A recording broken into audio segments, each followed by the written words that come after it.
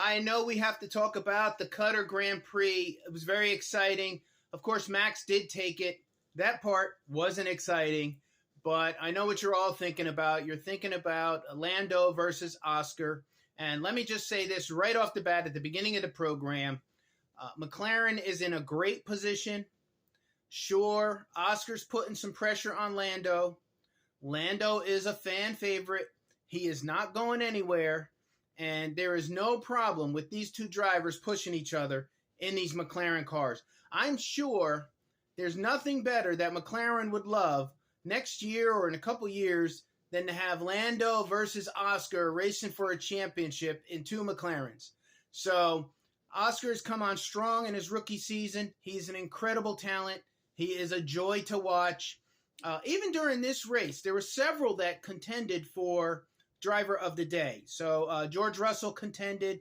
And as you know, George Russell, he talks a lot on the radio. He wears his emotions on his sleeve. But he did have a good run at the Grand Prix. And then Lando was involved, and I think Oscar was involved in the final voting. And I could have went with any one of them, but I think Oscar did end up getting driver of the day from the fan vote. So let me just say this. It is not a problem that Oscar, even though he's new, he's pushing Lando a little bit. Lando is a very fast driver. He's an incredible talent. If he were to have the outs with McLaren, he would get a job the same day. McLaren is not letting anybody go. They love the position they're in. And I think it's good for Formula One that Oscar is fast and they have two likable, bankable drivers in their stable. So congratulations to McLaren.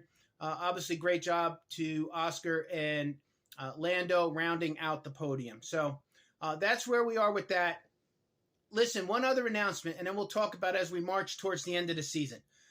As you may know, Pirelli was granted the tire contract, exclusive tire contract. I think it's for 2 years to be the sole provider of tires for Formula One. However, it really looks like, Formula One did it just as a fact of we really don't want to upset the apple cart, because it looks like Bridgestone's package, their application was really, really strong, and they made their case. So it looks like, at least as of today, if the personalities don't change and if things remain similar, which is a big if, but we can expect Pirelli to run out this contract and then most likely Bridgestone to be the next provider come the next cycle. So that's kind of the signals that I was reading when I was watching the coverage and reading the coverage. So that's the announcement with that, with the Pirelli versus Bridgestone tire contract. One final thing. We're heading towards the last march of the season. We have 5 races left, and we have 2 sprint races left. 5 Grand Prix and 2 sprints. And this is going to be a very exciting end-of-year schedule. So we have the United States race in Texas. We have Mexico. We have Brazil, which is also a sprint race. I think the sprint races are in the United States and Brazil.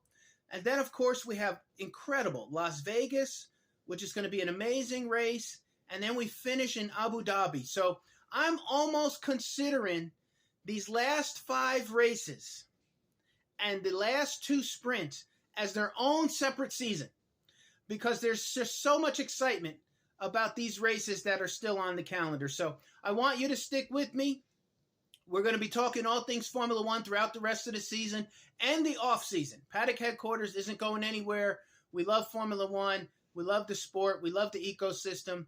And I want you to subscribe, like. If you're not following me, follow me. We talk about Formula One all the time.